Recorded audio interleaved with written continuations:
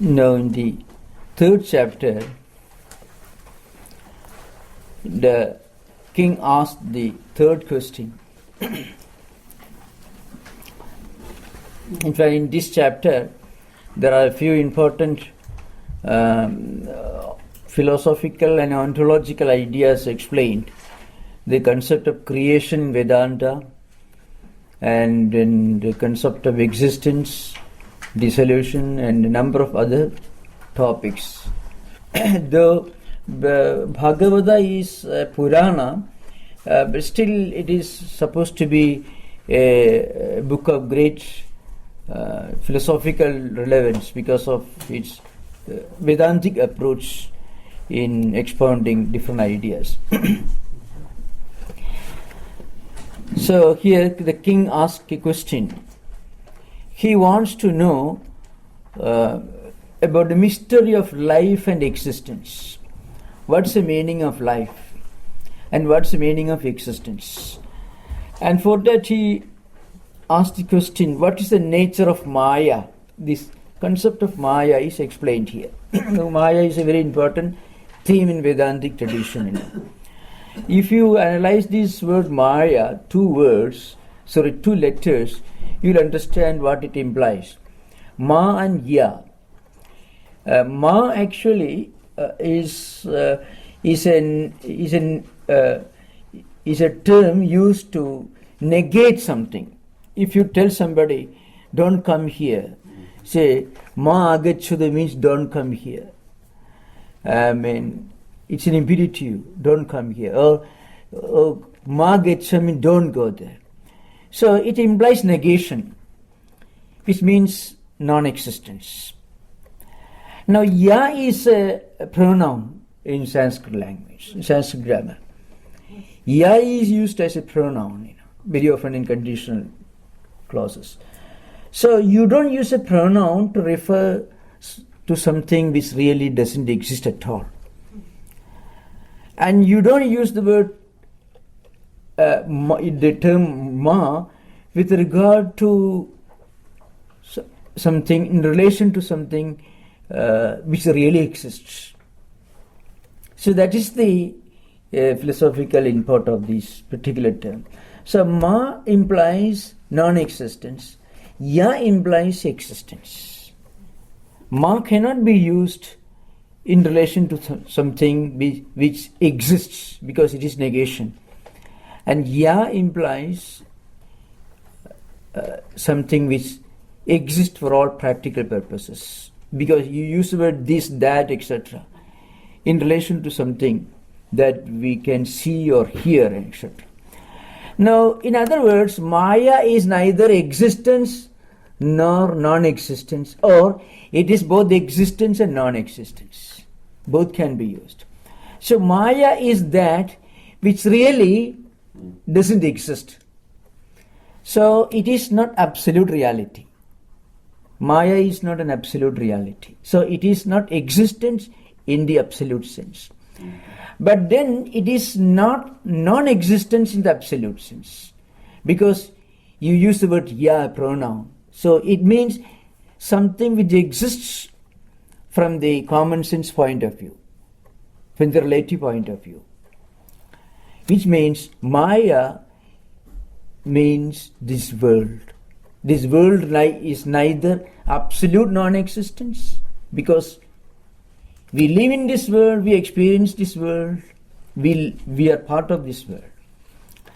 But it is not absolute existence, because it has a beginning, which means it did not exist before it began. And if it has a beginning, it has an end, which means it won't exist after it comes to an end. So the so-called existence is a stage, intermediary stage between its beginning and its end. So it is only relativity. It is only relative. So Maya is nothing but relativity. This point is being explained very elaborately in this chapter. But the approach is different. The third teacher, Kavir Harir Antariksha. Antariksha is the third teacher. He explains this not in relation to metaphysics or ontology, but he explained this in relation to our devotional life, spiritual life. That's the only difference. So here the nature of Maya is explained, and how this relative world comes to be experienced in our day-to-day activities. That is being explained. So if you can just, I have just selected just a few verses only. The first one is this: Parasya Vishnoho Ishasya Mayinam api Mohinim Mayam Vedudimichamo Bhagavantu Bhruvantunah. Means here. If you have got the verse before you, Parasya Ishasya Vishnoho Mayinam api Mohinim Mayam Vedudimichamaha. So now we are, I want to know what exactly is the nature of Maya. Because Maya is explained in Vedanta as the tool, as the instrument which God uses to project this relative world. That is the function of Maya. So that is being explained. Now you can come to the 5th and 6th verses in the subsequent verses. So here, Gunay Gunan Sabhujjana Atma Pradyotidai Prabhu Manyamana Idam Srishtam Atmana Mihasajjati Karmani Karmabhikurvan Sanimittani Dekarbhud Tattat Karmaphalam Grinhan Brahmatiha Sukhetaram. And again before that, Evam Srishtani Bhutani, that is 4th verse, Evam Srishtani Bhutani Pravishta Panchadhatu Bhihi Ekadha Dashadhatmanam Vibhajan Jushade Gunan. Now here the third sage explains the absolute reality, Atman or Brahman, enters this mechanism. This mechanism means this human body or any living body. And living body has got three dimensions rather, 3 levels of existence. First one is the visible body, which is called Sthula Sharira, gross body. See, 5 senses of perception, eyes, ears, tongue, and so on. And 5 senses of action, leg, hands, feet, and so on. So these are the 5 senses of perception, 5 senses of action. And then we have got 5 elements of which this body is created. So total 15. And mind and intellect, 17. These 3 constitute something other than the physical body. See, mind we can't see. Intellect also we can't see. So there is first of all this physical body that everyone can see. This gross body, the grossest dimension of human entity. Then there is the subtle body. And the subtle body consists of 17 factors I have already explained. One, the 5 senses of perception, 5 senses of action, 5 elements, plus mind and intellect. These are the 17 elements. Now, as I said this morning, there are certain inherent human characteristics which we all display. We can't behave in any other manner. Suppose you find yourself in a room surrounded by a number of books dealing with different topics. Nobody knows what we are doing. What book do we choose to read? What is the subject that our natural instinct takes us to or makes us interested in That is our natural characteristic from a psychological point of view. What are the things in which we show a natural, inherent, instinctive interest? You are not a student studying in a school or a university where there are certain compulsions, academic responsibilities. But here you are reading something or you are dealing with a subject in which you have full freedom either to study, to accept or reject. Or what are those instinctive activities in which we naturally get involved without any compulsion, without any responsibilities or without any prompting? That will show you where you are interested in. Now, these characteristics are coming not from this life. Some of them may be related to this life. So many of them are coming from the previous life experiences. Now, whatever we have done in the past, not only in the last life, in any life, all these actions will leave a residue somewhere. And it is a compartment of the mind, or antakarana as we call it, internal organs. Technically it is called chittam, It's a department of mind, a compartment of mind. Actually, antakarana has got 4 compartments. Mind that speculates, that is mana, buddhi, intellect that decides, ego mechanism which identifies, and the memory system or chittam which accumulates the residual impressions of previous actions. Now, whatever we have done in the past, these impressions and these tendencies remain in subtle form, not in visible form, in subtle form in the chittam, or let us say in mind. That's a simple way to put it, because technical terms I should try to avoid. Now, whenever we have an opportunity to come in contact with identical experiences in this life, what happens? These impressions and tendencies come to the surface and they make us connect with the corresponding experiences which present themselves to us in this life. That's why if there is a talk going on Vedanta or some spiritual topics, which there will be nothing entertaining about it. For those who are not interested, it's a terrible bore. But some people take deep interest in these things. They can't help it. There are much more entertaining things going all around, but they won't go there. That's because sometime in the past, these memories are stored in the chittam. So when you read a newspaper, there is a program going on somewhere, suddenly you decide to go there. Because those memories come to the surface and then they make us connect with the corresponding identical experiences which are available to us right in front of us. So they connect. Which means there is a continuity.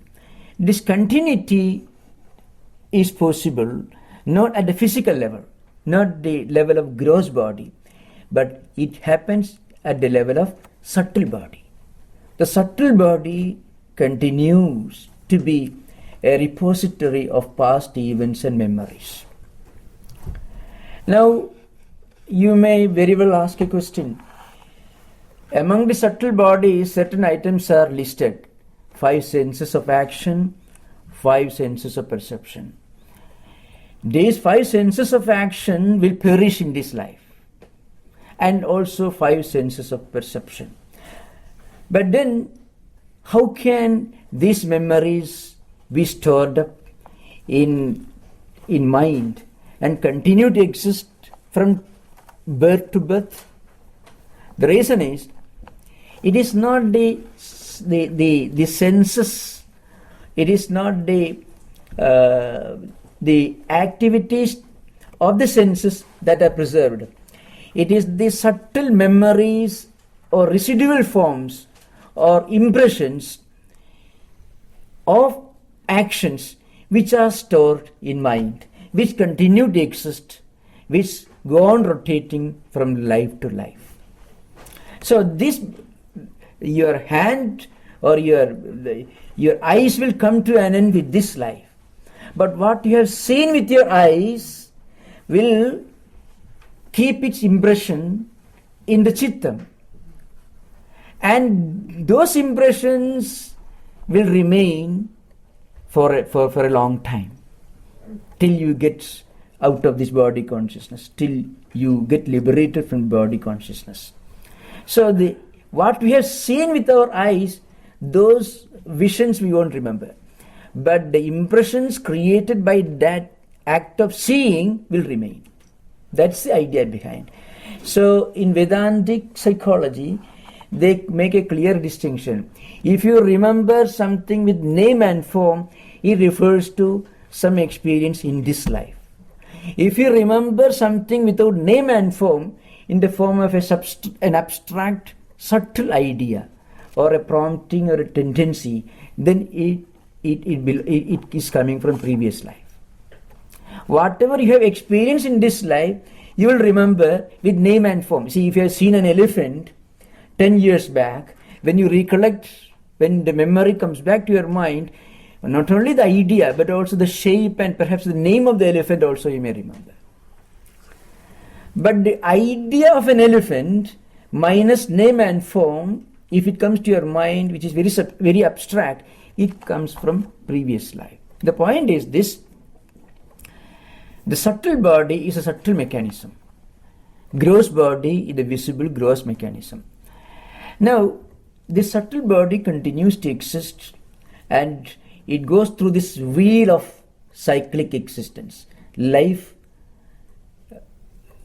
death, rebirth, and again activities prompted by the tendencies accumulated in this life, again death, again rebirth, and so on it goes. Gross body comes to an end. Now there is a fundamental cause for this rotation that is called karanasarya, it is called avidya, ignorance. Ignorance. What is ignorance? Ignorance of the fact that we are not this body. This we forget. We are ignorant of the fact of the truth that we are not these bodies, and we identify ourselves with this body. We are ignorant of the fact that we are the Atman, which is beyond body, which is beyond senses, beyond mind, beyond intellect, etc. So the fact that we are Atman is forgotten, and then the wrong notion that we are this body is projected. So this is the cause of this rotating wheel of samsara, we call it. Now the fundamental cause, as I said, is avidya or ignorance. This avidya is a dimension of Maya. If you ask the question, how Maya comes into existence, the answer is Maya doesn't come into existence. But then why do you talk about it? The point is, Maya is very much felt as a fact of our experience till we realize that Maya doesn't exist. We realize that Maya is something which really does not exist only when we realize that Brahman is only reality. Till we realize that Brahman is only reality, we think the relative world is only reality. Mean Maya is only reality. So a man of or a person of spiritual wisdom, a highly evolved soul, a liberated soul, looks at this world, he sees only Brahman or Atman or consciousness. But a person ignorant of this looks at the world, he sees only the world, doesn't see Atman. That's the only point of view. This idea is explained here from another angle.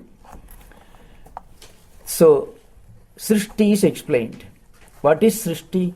Srishti in Vedantic concept means projection, not creation. When you use the word creation, it implies a coming into existence of something which did not exist earlier. But in reality, this visible world, name and form, all these are in fact, in reality, Atman itself. But because we associate this Atman with all these names and forms and plurality, we are able to see only the world and we are not able to see the Atman behind. A jnani may look at this world, stare at this world, and he will be seeing only Atman. An ignorant person looks at the world, he will see only this world, not Atman. So that's a basic difference. Now, how Vedanta explains this? Vedanta can easily tell you, well, this world really doesn't exist, it's only relativity, but people won't understand. So Vedanta comes down to the level of a common person, of an ordinary person, and ask him, you look around, see this visible world, what is its true nature? Vedanta asks you to look around, keep your eyes open and see the effect, see this world, and then analyze the nature of this world. And then when the spiritual seeker really understands this world, he understands that this world is only relativity. And then he realizes that Brahman is only world. I shall explain this in the light of an analogy which is used in Vedantic tradition. That will make things clear. Those who have been listening to Upanishad classes must have heard this at least 50, 60 times. For them it may be a repetition, but this point is very important. See, the famous analogy is the analogy of a rope and a snake. So there is a room which is not well lit. It's not pitch dark, but it is not well lit either. And there is an object lying on the floor which resembles a snake, or maybe a stick, a curved stick, or a crack on the floor, or maybe a thin stream of water. According to your own tendencies, you may mistake that object for various things. When you bring light, what happens? You understand it is only a piece of rope. Now, what you saw previously as the snake is now recognized to be the rope. Not that rope and snake. What you mistook to be the snake is now recognized to be the rope. So, what happened to the snake? If you ask the question, the snake didn't go away anywhere, because the snake didn't come there in the first place. But the snake was only a misunderstanding, a mistake of view. Okay, now if you ask the question, when was this world created? It is like asking the question, when did the snake come to the room? The snake came only when your mind projected the snake there. Instead of rope, you saw the snake. And then when you brought the light, that means when you realized the supreme truth, you understood that what you mistook to be the snake is really a piece of rope. Similarly, in Vedanta, our spiritual realization is just a kind of self-discovery. It is not gaining a new knowledge. It is only removal of wrong notions that we normally entertain with regard to what we are. When you bring the light, the person who thought he is a snake, his understanding is clear. He now realizes that it is rope. And another person must have mistaken it for a crack on the floor. He realizes that it is a rope. So crack on the floor, snake, all these things never existed, so they never vanished. Similarly, the world in reality is nothing but relativity. You mistake this world to be real so long as you are not aware of the reality that Brahman is only reality. So, what is creation? creation is ultimately a projection. In Vedantic tradition, the manifestation of the subtle in gross dimension is creation.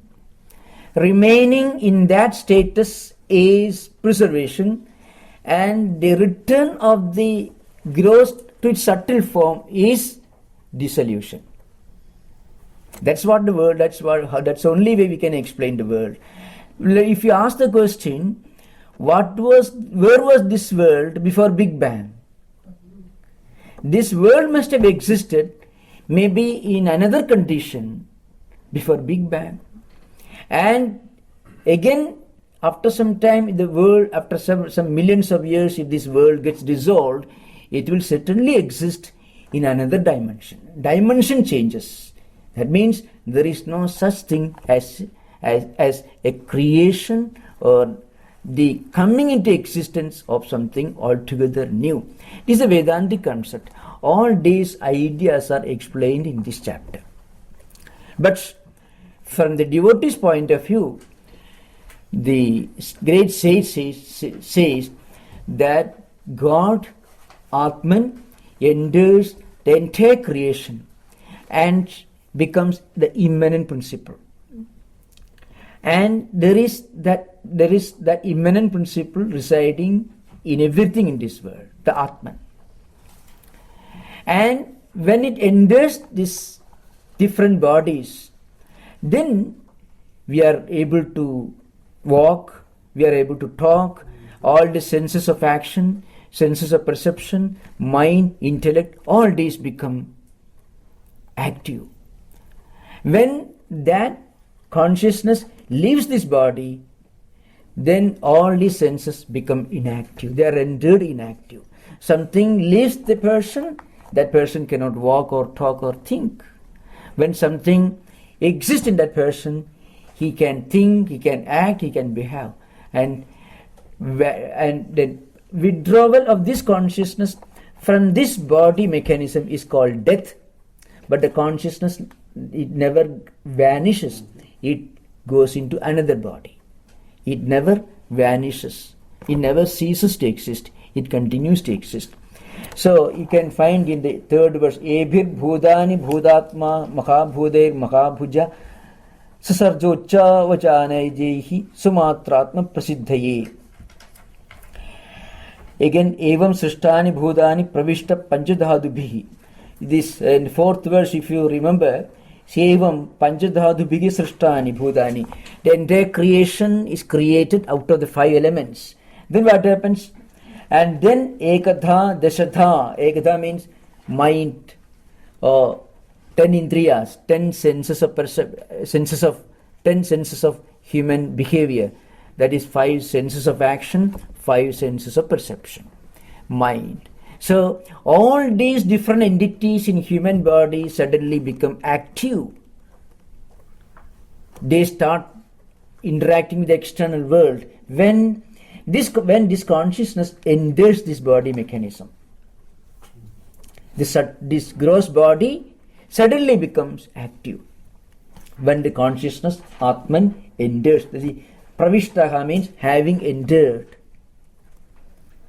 So when this consciousness or Atman enters the body mechanism, all senses of action and senses of perception become active. How do they act? Depending upon the memories and tendencies and impressions gathered in previous life. How our eyes function depends upon our culture, our character. But the eyes are there, that's common for everyone. But the way a person uses his eyes depends upon his own culture, his own inherent culture.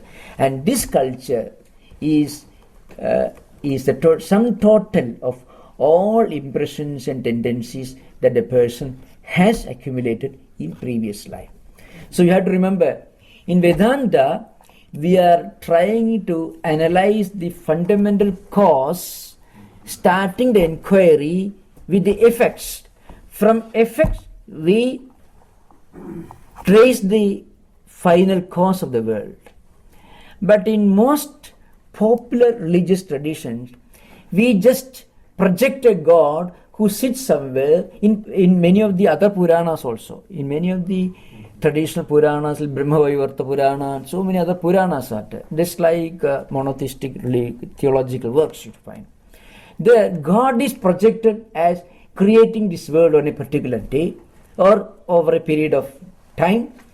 One after another, God creates different beings in this world. That is not the approach in Vedantic tradition. That's not the approach in Bhagavata Purana. There, you are taken to be a spiritual seeker. You look around, you analyze this world. From where does this world come? What is its origin? How does it function the way it functions? And what is going to be its destiny? What will happen to it in the future? These ideas are analyzed from a philosophical point of view. So, from effect, you begin your inquiry and you are going in search of the cause. You don't just posit somebody sitting on a fine day and creating this world. No. Such ideas are there in the Puranic literature, but not in Bhagavata Purana. Now, the idea that this Atman is present as the immanent principle in all living beings in this world, this is the idea. But the Purana has got a peculiar way of putting it. So if you read the 4th verse, see, Evam Srishtani Bhudani Pravishta Panchadhadubhi. Panchadhadubhi means 5 elements. So all these things are created and then Atman enters, God enters these elements. Here the word God is used, but here the meaning is Atman. So having created this world, the Lord enters this world. The idea that the divine principle is the immanent residing reality in all beings is put in another language. The language is different. God enters the world and becomes one with it. Ekatha dashadhatmanam vibhajan jushade gunan. And then according to the previously experienced tendencies and impressions, different human beings work and function in this world. This is how creation is being explained. So the previous tendencies, which are remaining in subtle form, suddenly become gross when they start functioning through the 5 senses of action and 5 senses of perception. The Linga Sharira, which is called the subtle body. As I said, a subtle body consists of 17 elements. Mind and intellect, buddhi and mana, plus 5 senses of action, 5 senses of perception, and 5 fundamental elements. So, these subtle bodies, they retain their previously acquired tendencies and impressions, and these impressions and tendencies start re-experiencing and reliving in the present body. So in the 6th verse you find this mystery of creation is being explained further. We'll come to another subject after this. Karmani karmabhi kurvan sanimittani dehabhrut tattat karma phalam grinhan brahmadiha sukhetaram. This means here. So see the 6th verse. Karmani karmabhi kurvan sanimittani dehabhrut. Dehabhrut means somebody who is bearing this body. Tattat karma phalam grinhan brahmadiha sukhetaram. So having acquired all these tendencies, impressions and characteristics of the last several lives, we are born in this world, we are endowed with senses of action, senses of perception, mind, intellect, everything. How do we function? The way we function is determined by the tendencies, inherent tendencies and impressions that remain accumulated in the mind. Accordingly we act. That is the idea behind. So this 6th verse is an important description of the mystery of the creation, life as it goes on in this world. Otherwise, how do you explain the mind-boggling plurality or diversity of human beings. A single family, the same parents may have 5 children with 5 totally different characteristics. Even if they are given identical education in the same school, and if they are brought up in the same home, under the same environment, still they develop 5 entirely different characteristics. Why? Because they represent 5 different subtle bodies, accumulated tendencies and impressions which they have brought from their previous life. So this is the idea behind it. Then what is our relationship with this life? This is explained in the same Purana. There is a story that will make the picture clear. The mystery of rebirth. So a king didn't have children for a long time, and then he prayed to God. He did a lot of penance, and then his queen gave birth to a son, and he became a brilliant prince. And the king had declared that this prince will be the heir apparent, and the coronation ceremony was about to start. That day this prince died. So it was a terrible blow to the royal couple and also all the courtiers and the whole kingdom. So they were crying and weeping, the parents. At that time, a great sage, one of the sages like Narada, came there, and he told his royal parents, see, why do you worry? You have studied Vedanta. Intellectual study won't help you now, because the intellectual level, mind is somewhere else. So they were crying and weeping. So they could not be consoled. And then, well, I shall just show you what it is. And he brought the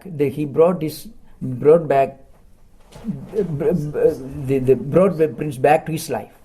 So he had some occult spiritual powers and sprinkled some water, and the prince came alive. As he was in deep sleep, he suddenly got up.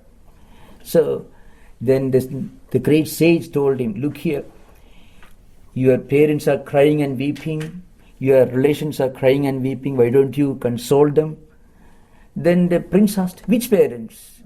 I have thousands of parents lining up in previous life. So who are you talking about? Who are these? To which birth do they belong? So that was a terrible blow to the parents who were crying and weeping. The same son, the prince, suddenly gets up and says, I don't recognize them, Then they understood Narada was speaking sense, and they were consoled. This story behind.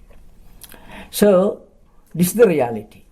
So the senses, the impressions, all days are continuing in their rotation. Only the physical dimension of the senses functioning. But the subtle tendencies accumulated by actions involving the senses will remain accumulated in the mind. They will remain potent for endless lives till the person realizes that he is not the body, he is the Atman. This is the idea behind.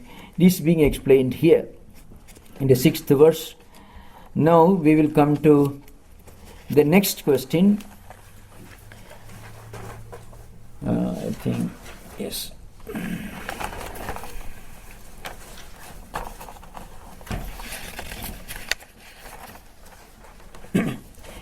Next question is you can look at the 17th verse of 3rd chapter.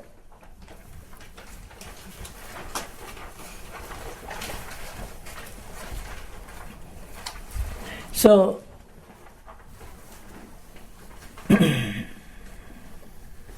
Antariksha, the 3rd sage, gave a brief description of the mystery of existence and life. Now the king asked another question. How can one transcend this Maya? How can one get out of this cycle of life, death and rebirth? When does this cycle come to an end? This is the question. Now, before going further, I shall explain this because we may not have enough time.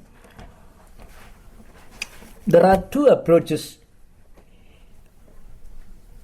here. One approach is from the standpoint of devotional philosophy. The other is from the standpoint of Vedantic philosophy. From the standpoint of devotional philosophy, if a sincere spiritual seeker surrenders himself completely to God, that very second he comes out of this cycle of samsara, cycle of life, death and rebirth. The example, classic example is Giri Chandra Ghosh himself, whom we referred to this morning. Now, if a spiritual seeker completely surrenders himself to God, and if the surrender is sincere, that very moment he gets out of the shackles of cyclic existence, means life, death and rebirth. And there are 6 important characteristics of this complete self-surrender. They are not explained in this text. Of course, they are hinted at, but it was philosophically developed by a great philosopher of Vaishnavite philosophical tradition, the qualified non-dualist Ramanujacharya. So he says there are 6 characteristics which are very important in this philosophy of self-surrender. The one, that the seeker or devotee should be fully established in positive tendencies and impressions. It means his mind and intellect should be filled with ideas helpful to spiritual life, conducive to spiritual life. He should deliberately, consciously work to feed his mind with spiritually elevating ideas, theistic ideas. And simultaneously, he should try to avoid all negative ideas which may create confusion, which may shake his faith in God or faith in spiritual tradition. The first one is called in Sanskrit Anugulyasya Sankalpaha. The second one is Pratikulyasya Varjana.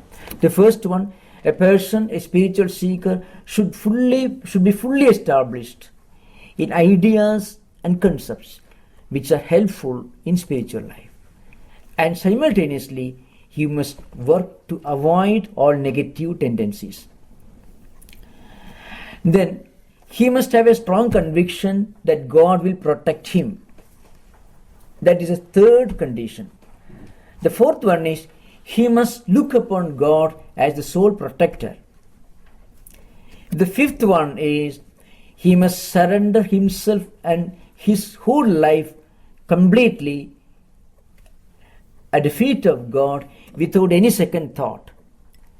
Sixth one, he should have a kind of total detachment towards his bodily comforts, towards his physical comforts, and all these which stand in the way of spiritual life. Those who are interested, the verse is this: Anugulyasya Sankalpaha, Pratikulyasya Varjanam, Rakshasidi Vishwasaha, Goptrutta Varanam Tatha, Atmaniksheva Karpanne, Sadvidha Sharanagati. Sharanagati means total self-surrender.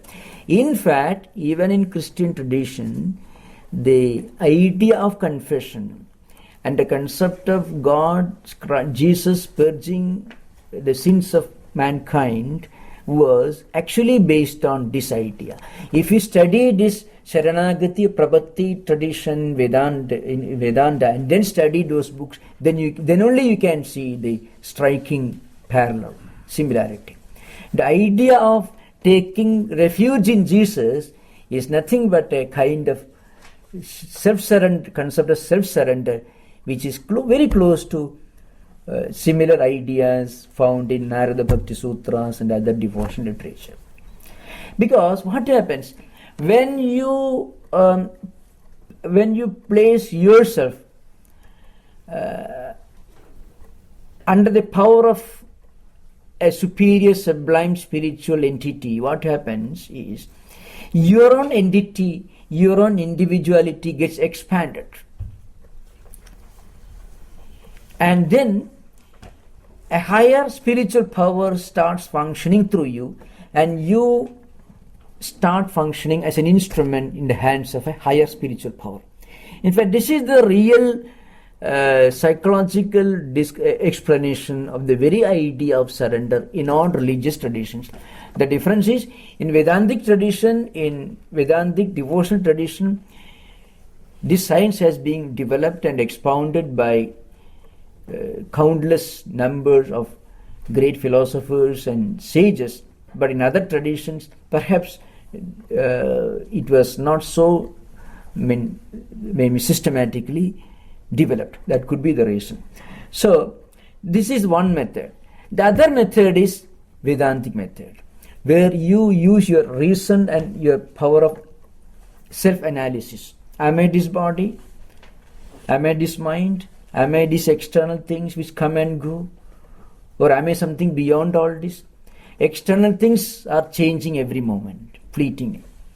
And then the senses which interact with the external things cannot be absolute spiritual entities.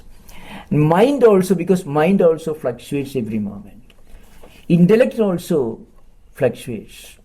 So there should be something beyond external things, beyond the senses which interact with the external objects, beyond mind, beyond intellect, beyond all this. There should be a supreme consciousness which is eternal. This idea is explained in Vedanta. And this Vedantic method again has got several divisions. I won't go into those details. So these are the two methods explained here. Now, at the very beginning, Prabuddha, the fifth sage, you remember the verse, Kavir Harir Andariksha Prabuddha Pipalayana, in the fourth verse, fourth sage, fourth one. He explains the misery of the external world in the 18th verse.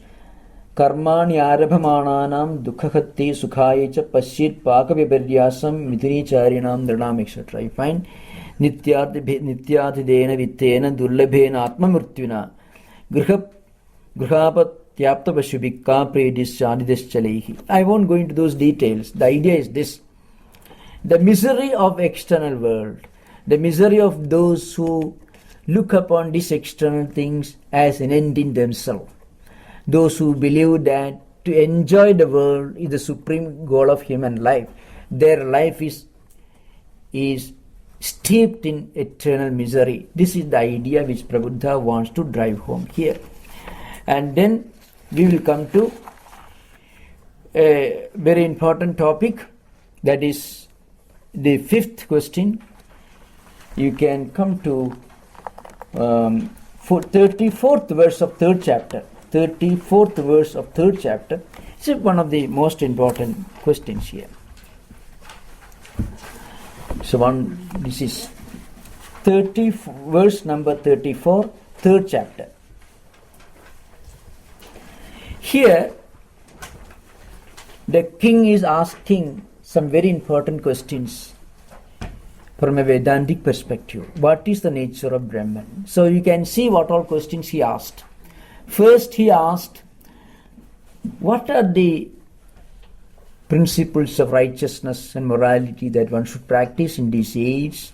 What are the characteristics of those who have reached a very high level of spiritual evolution, devotional evolution? And then,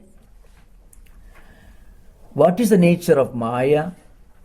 And then, how to transcend Maya? Such questions are being asked and the subjects discussed elaborately. Now, fifth question.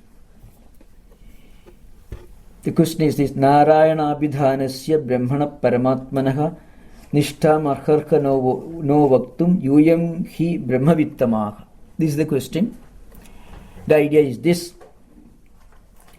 what is the true nature of Brahman? Here, of course, this is a devotional classic in which Vedantic ideas are expounded in a very graphic style. That is the uniqueness of this particular classical work. So the king asked the question, what is the true nature of Brahman, which is also called Narayana? See, Narayana, the word is not just a proper name. Naranam ayanam yasya. This is Narayana, Sanskrit, that's etymology. What is the supreme goal of human beings? That's the meaning of Narayana. Narayana is not just a name. The etymological meaning is, the meaning of the word Narayana is the supreme goal, the supreme spiritual destination of all human beings. That is the meaning of the word Narayana. So Naranam ayanam gati yasya, means that's the idea behind. What is the supreme goal of human existence, human aspirations? What is the highest spiritual goal of all human aspirations? That's the question first. Please explain that to me. In answer to this question, in the 35th verse, says Pippalayana answers the question. This is a fifth stage. The sloga is this: Kavir Harir Andariksha Prabuddha Pippalayana. This is a fifth verse, fifth stage. So he answers. First he says, this Brahman is the origin of this universe. This Brahman is the preserving principle of the universe. This is the Brahman which sustains this universe. And it is this Brahman which ultimately, or in which the world gets dissolved. This Brahman is the reality in which this world ultimately gets dissolved. This idea behind. So, sthiti udbhava pralaya hetuhu aheturasya yat jagra swapna sushuptishu sat vibhahischa. This needs some explanation. Sthiti means the status of the world existing as such.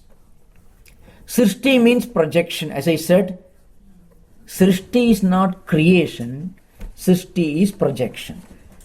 Because if you use the word creation, it could imply the coming into existence of something from a state of non-existence, which is logically an impossibility.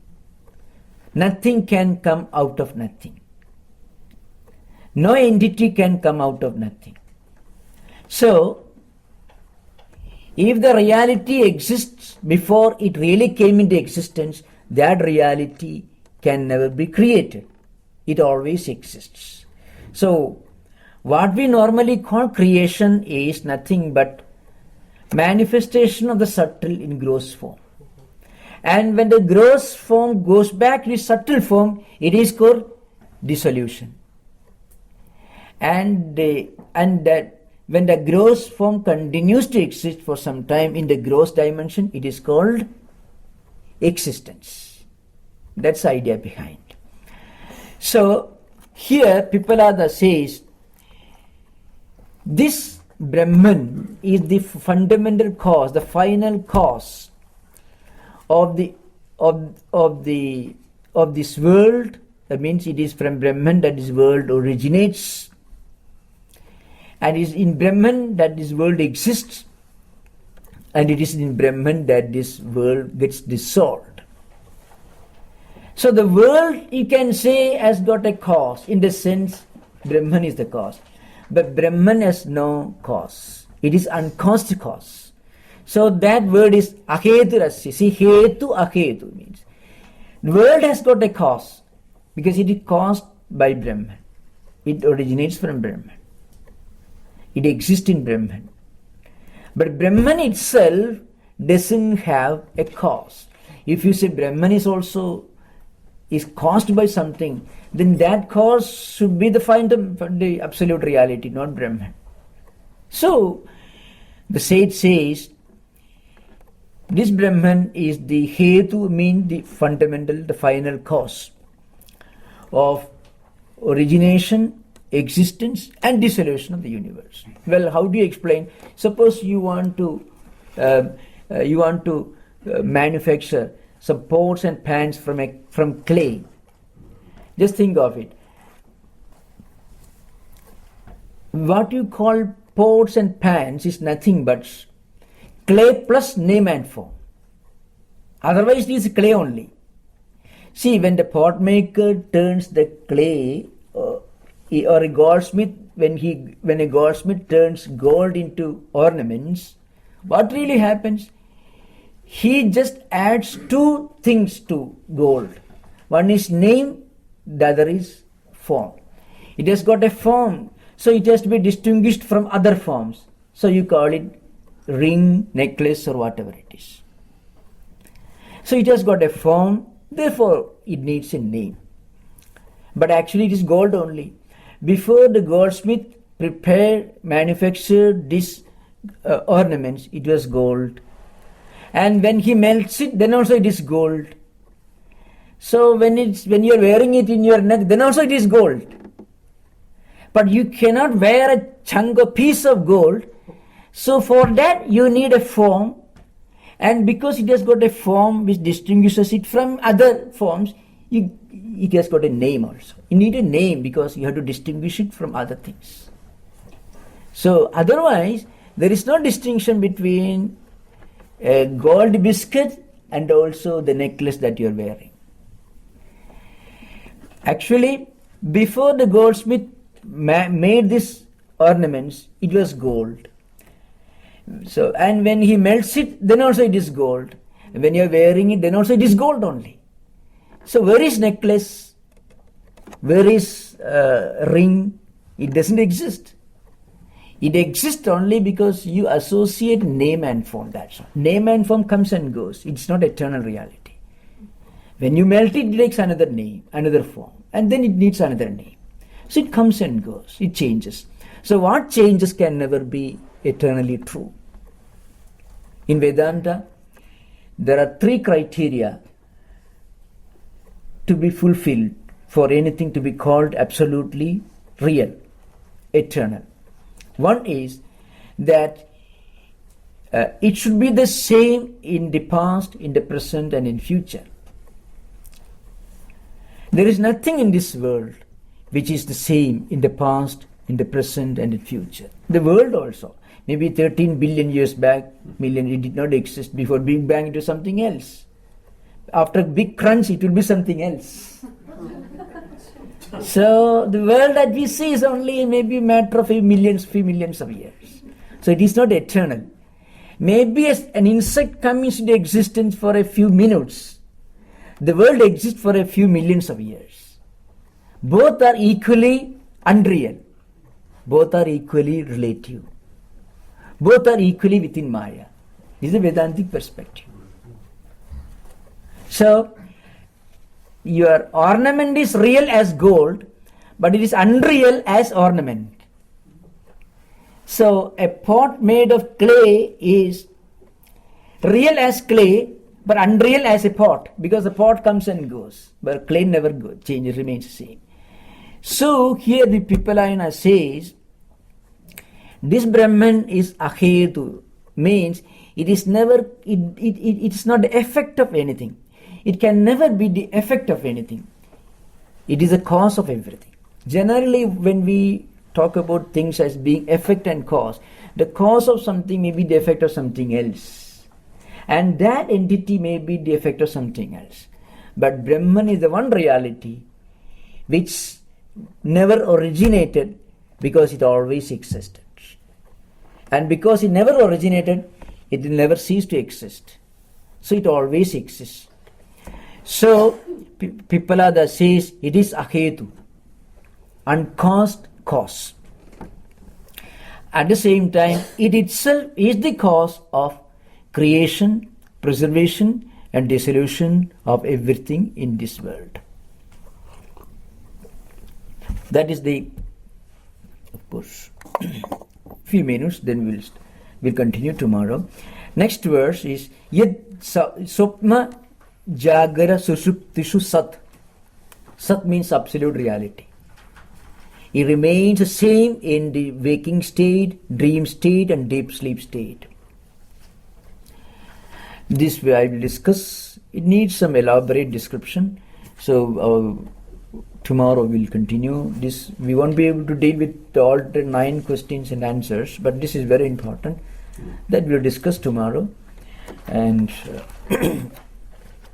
now we can ask some questions. If there is any clarification required, we shall try to explain. Yes.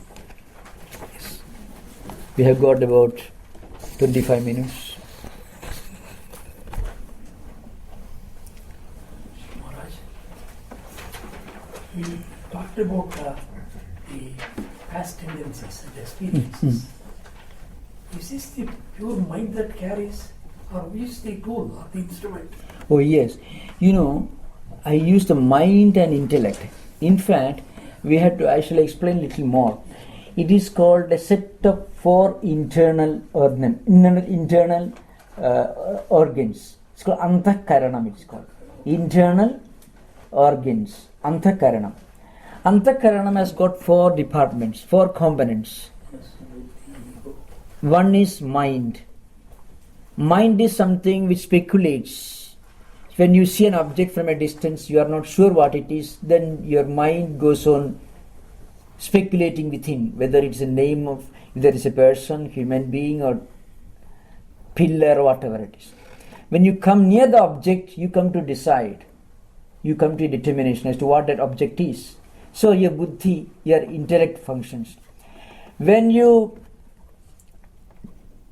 try to identify yourself as X or Y or Z who has seen the same object the previous week, then your aham or ego identity functions.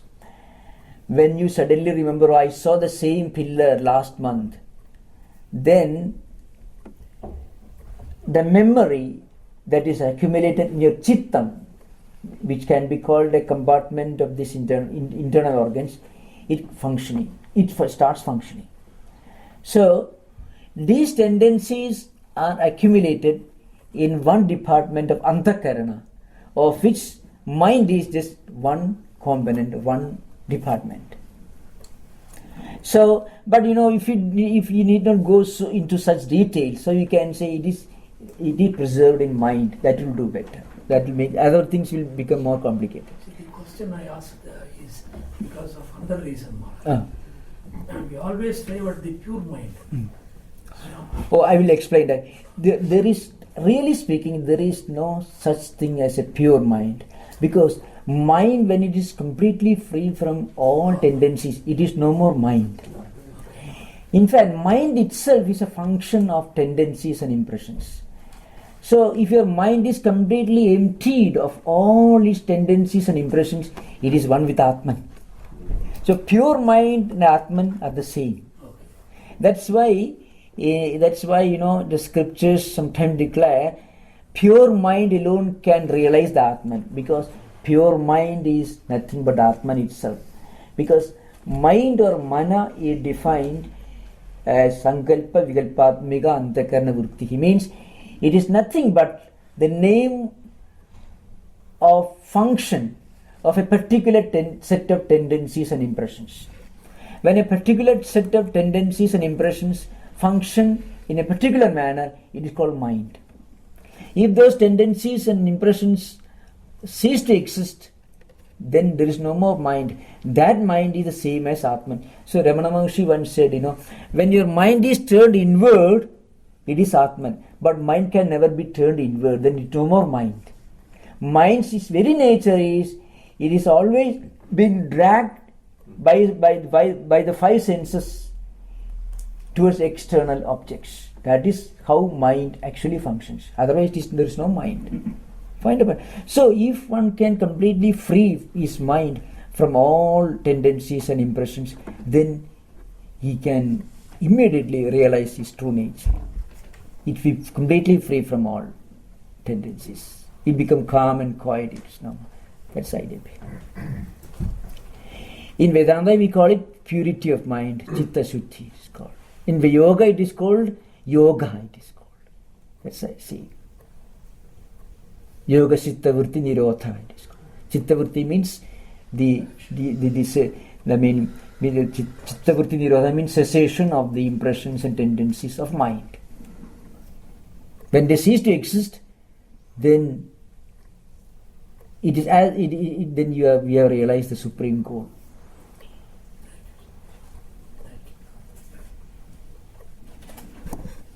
Please. So, Swami, if the gold goes back, this bracelet does not really existed, only the gold is truly existent. What about the idea of the bracelet or the form? Oh yes, if gold alone exists and then there's names and forms do not exist, that's a question. Is it so? Yeah, so the yes. form must also be eternal then. Yes. No, that's why, names and forms are only relative. They are not non-existent. They are relative. This is a point, remember. In Vedanta, there are 3 levels of reality. The absolute non-existent things, which we cannot even conceive of, even intellectually. Then the relative things, which we think of. But the relativity of those relative entities will be realized. The fact that they are not absolute will be realized only when you realize the absolute. So, the idea of name and form does exist at the relative level. So, but from the standpoint of a goldsmith, if you go to a goldsmith and I think you are referring to that, is it so? You are referring to that analogy? Which analogy? The gold and ornaments? Yes. Yes. Now, if you go to a goldsmith, he may not bother much about the different shapes and sizes of the different ornaments that you are going to sell to him. He will judge those things only on the basis of the quality of the gold and the weight of the gold. So far as he is concerned, names and forms do not matter. Similarly, when you transcend names and forms, then you just go beyond them. Names and forms are not absolutely non-existent. They are not absolutely real. They are not absolutely existent, but they are not absolutely non-existent. That's the idea behind. Unless there is the idea of name and form, you cannot superimpose names and form on gold. Right. So they do exist at a relative level. Another example, when I used the analogy of the rope and snake, the snake idea is there. You have seen a snake in the zoo or in the forest. And when you see the rope lying in the semi-lit room, you mistake the rope for the snake. If the snake never exists anywhere, you will not superimpose it on the rope. The only point is the snake doesn't exist there. So, snake is not completely non-existent. It's possible for the snake to exist as an idea because it is real at the relative point of view. In the relative world, it is real. So, what is relative is called Vyavaharika in Vedanta. What is absolute is called Paramarthika.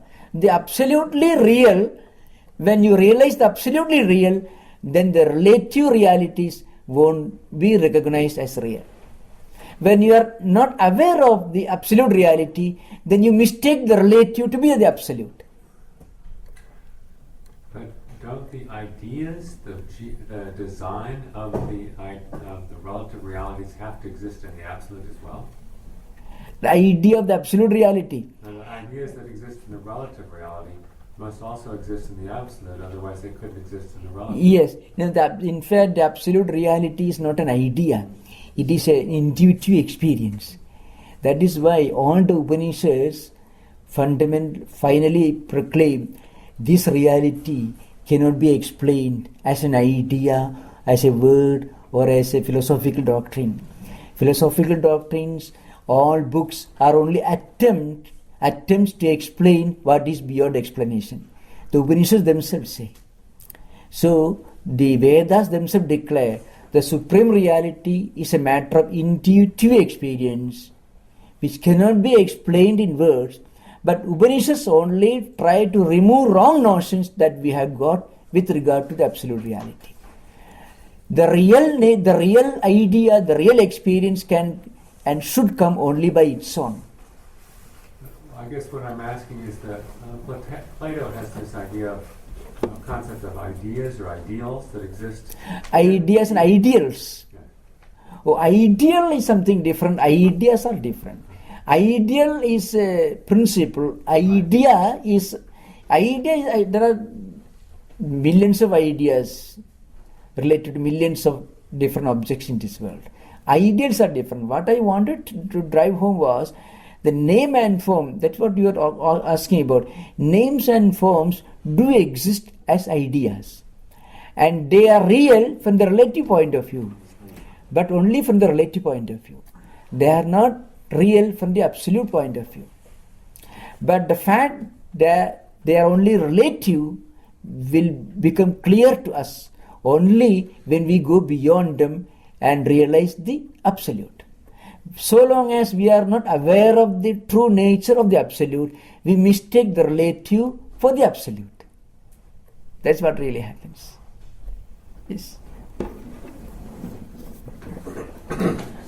No question, Doctor? So, what happened to the sage, Swami, who was so tortured by his memories and the senses that he put out his eyes?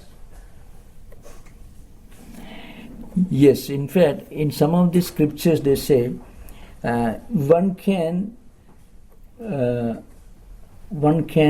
divert the five senses of perception and mind towards spiritually elevating activities and ideas that will sublimate these tendencies. These tendencies cannot be neutralized. These tendencies, if there are negative tendencies, harmful, disturbing tendencies and impressions in mind which come to the surface, creating problems, which torment people. Now, what to do? We cannot arbitrarily neutralize them, but their strength and their disturbance can be reduced by accumulating positive tendencies. So that the positive tendencies, when they get accumulated in mind, will reduce the strength, weaken the negative tendencies. That's Patanjali also recommends the same thing, devotional philosophy also. So if a person is tortured by negative impressions and tendencies and impressions, then one method is to divert his attention or her attention towards creative activities, spiritually beneficial activities, which will bring in positive impressions and tendencies. That will weaken the negative tendencies.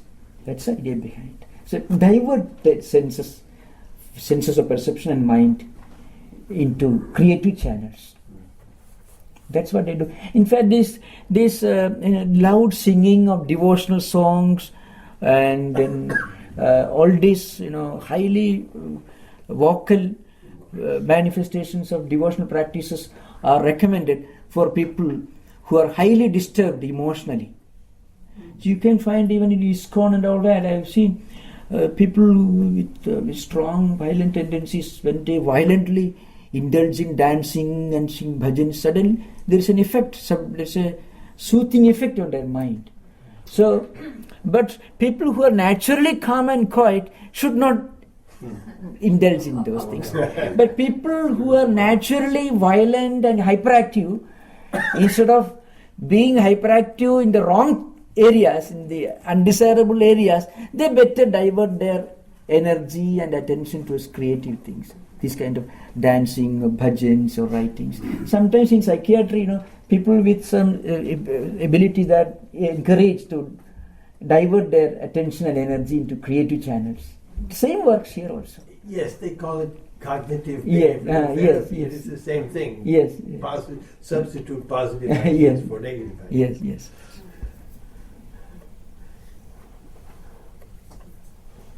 You have seen people who, those who waste their time and while away their time, loafers, such people will be encouraged. You work for the YMCA or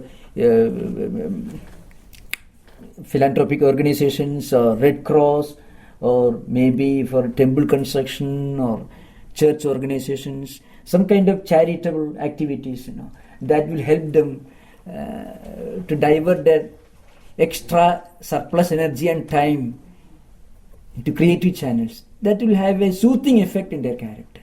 At a higher level, they may turn to less vocal forms of devotional practices.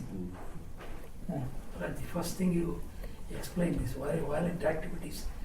This is being experimented in the jails here. Yes. One Vidyut Chatterjee, Vidyut Bose, devotee, he is teaching yoga, meditation Yes. in the prisons. And there is Yes. transformation, and Yes, some of them have given up and then they have become good citizens, it appears. Yes.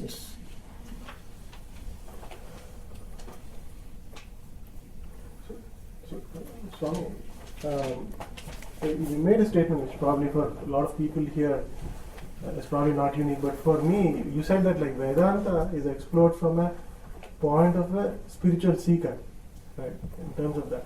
So when you actually look at it that way, it's the same with Buddhism also, right? Like it's like you're exploring, and then you're coming to in Vedanta, obviously the supreme reality is expounded to a great extent, whereas in Buddhism, it's not. So, No, in Buddhist tradition, creation is not explained the way it is done in theistic religions or Puranas. No. See, there is no description of the world by a God, because there is no God at all. So, but the mystery of human existence is very graphically explained on the basis of the concept of Trishna and then Pratiti Samutpada, all this, the dependent origination and all that. But the creation of this world, it's not explained the way it is done in Genesis or the Puranic literature or anything. The point is, in Vedanta, the approach is somewhat different. From a rational point of view, an inquiry is made into the cause of the world, which is conceived as the effect of the fundamental cause.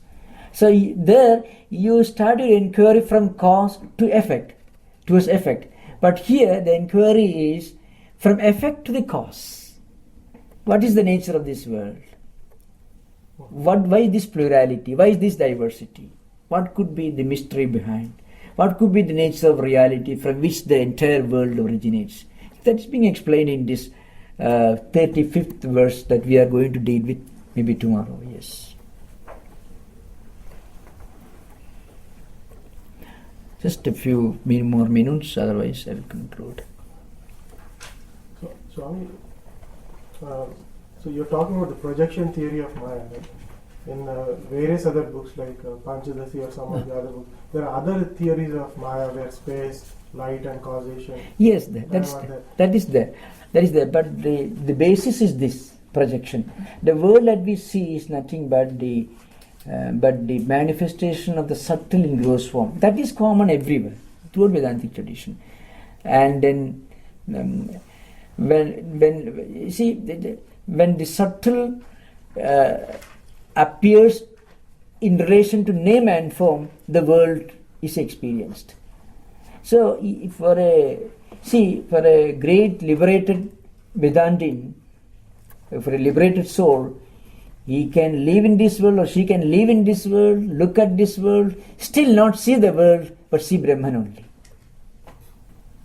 That is the idea. Sarvam khalu idam Brahman. These ideas are given in the Upanishad literature. So that's the idea began.